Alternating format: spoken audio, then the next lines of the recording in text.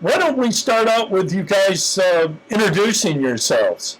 How about left to right here? That was the whole interview. Sure. You want to start? Or left to right from that point of view? Hello, I'm Brian, and I've known Dennis for a long time, and that's one way to describe how the Wannabeatles came to be.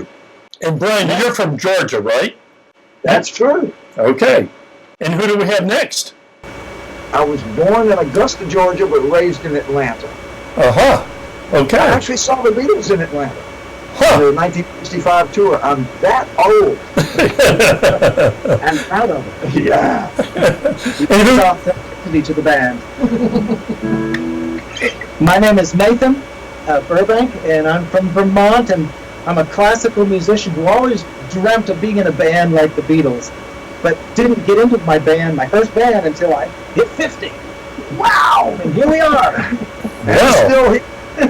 So I get to, if it's early Beatles, I play Hofner bass, and if it's later Beatles that needs piano or strings or horns, I play left-handed bass on the keyboard and then play the other parts. So I get to use those classical chops. Yes, he does. Whoa. Woo. All right, Dennis, you're up. I missed my cue.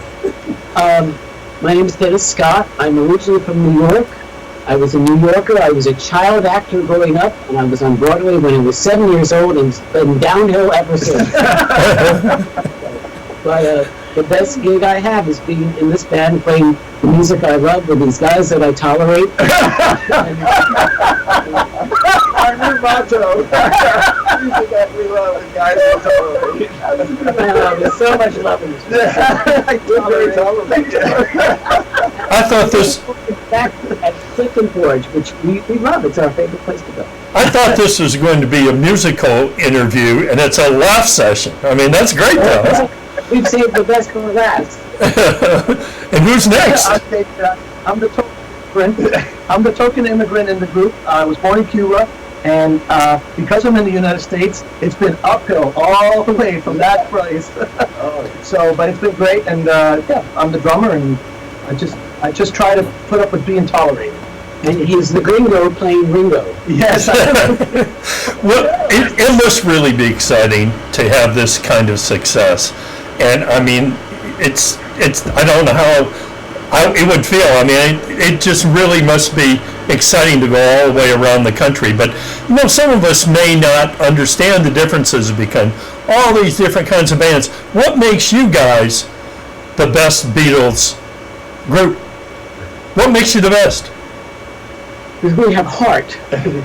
Well, there is that, but we're really musicians, and so we've completely absorbed the musical content and the musical context, and we're spilling out beyond the boundaries. I mean, we were just playing Taste of Honey this morning in a rehearsal, which the Beatles actually sang in a kind of a not as well-known session, you know, when they were recording with the BBC before they came to America.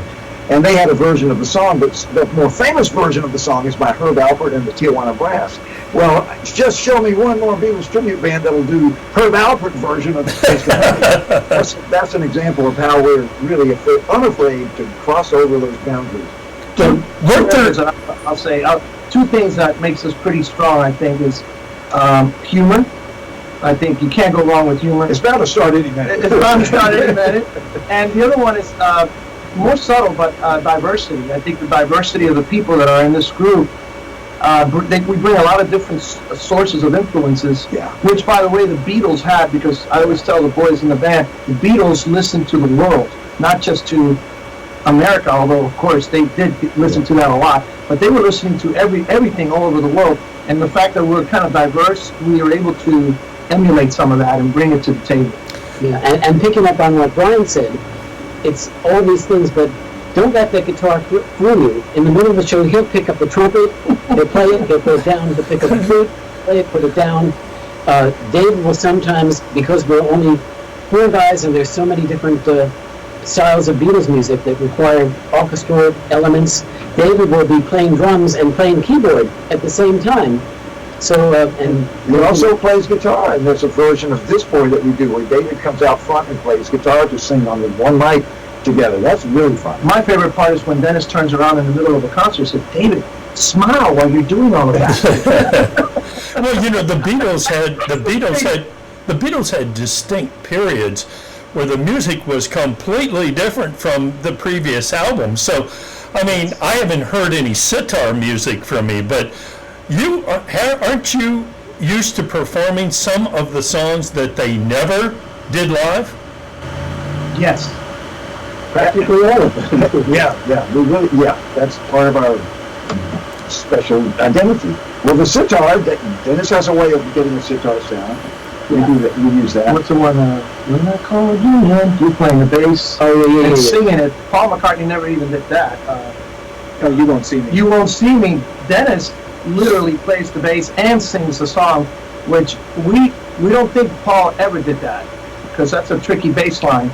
And anyway, yeah, it's pretty cool. And while we're bragging on ourselves, the other thing that which we don't see many other groups doing, we create these medleys of Beatles songs, because there are so many great songs, and we'd love to play all of them, but there's not enough time in the show. So we will create condensed versions of them, and so people get to hear at least a taste of those songs, and we get to play them. And but it's done in a very creative musical type of way. So we're going to be doing, I think, our Rubber Soul medley for everybody this trip, and our White Album medley, and the Rubber Soul medley contains every song on the album, but about 1 minute each, and the transition, between songs it's seamless. It's like speed dating. So who's your Brian Epstein, or the top producer? I mean, most groups are used to a music producer saying, stop, I don't like this, we need more of this track. Which one of you is the bad boy? That's what I thought. Well, you're talking about the people outside the group who helped the Beatles become as great as they were, and one of them was George Martin. George Martin, yes. Controlled, and then gradually they assumed that role. But the other is the businessman, Brian Epstein, who you mentioned. Well, it's without question, Dennis is the Brian Epstein. But I think we've discovered when we record and rehearse that we are all sort of like a little bit of George Martin. We all can hear the big picture and think of vocal parts and ways to get into a new key or rhythm ideas.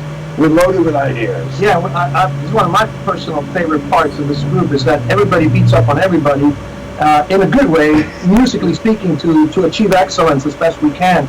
And it's not any one individual; it's equal opportunity for everybody. So we're used to have masters in jazz arranging. So he hears all these upper structures on the chords that we're missing. Dennis has been producing albums for eons. Eons. Brian produces albums as well. Well, and don't you, in addition to enjoying all the Beatles songs and producing them with all those challenges, don't you also enjoy other genres? You're playing. You'll intersperse a few songs during the performance, won't you? We'll be doing our much requested 1967 medley, the Summer of Love medley, and not to be confused with the Winter of Our Discontent. And we also have a historical reason for playing Hello Dolly by Louis Armstrong, because that was the first song that became #1 after the Beatles had dominated the American charts for 14 weeks. Wow. Through an authentic version of Louis Armstrong. Yes. And sometimes we just do whatever we feel like.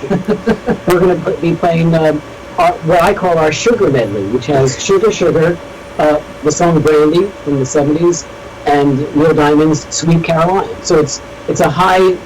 sugar high. It's going to get sacrificed. Different kind of sugar. And along the way, hasn't there been a Grammy nomination?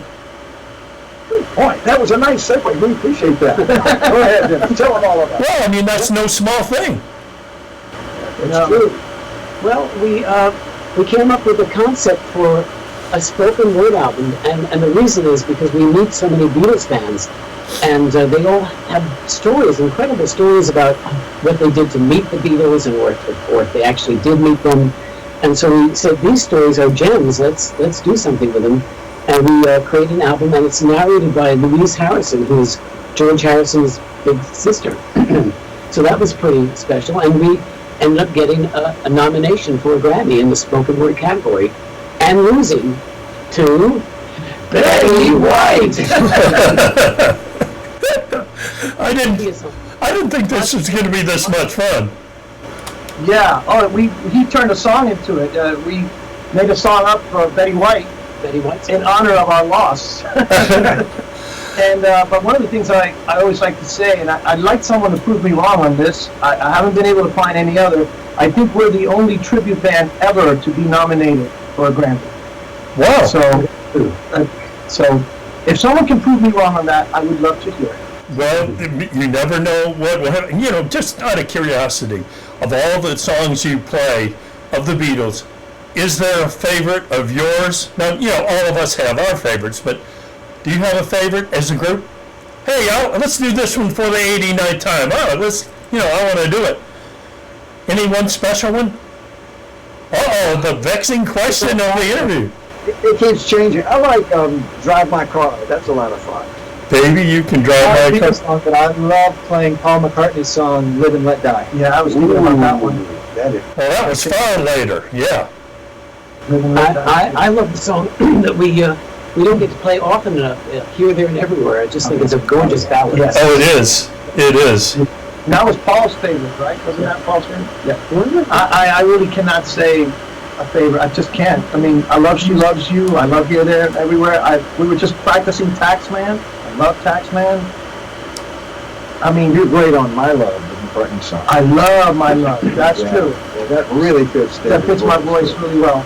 So all of us sit out in the audience and we're enjoying everything you do.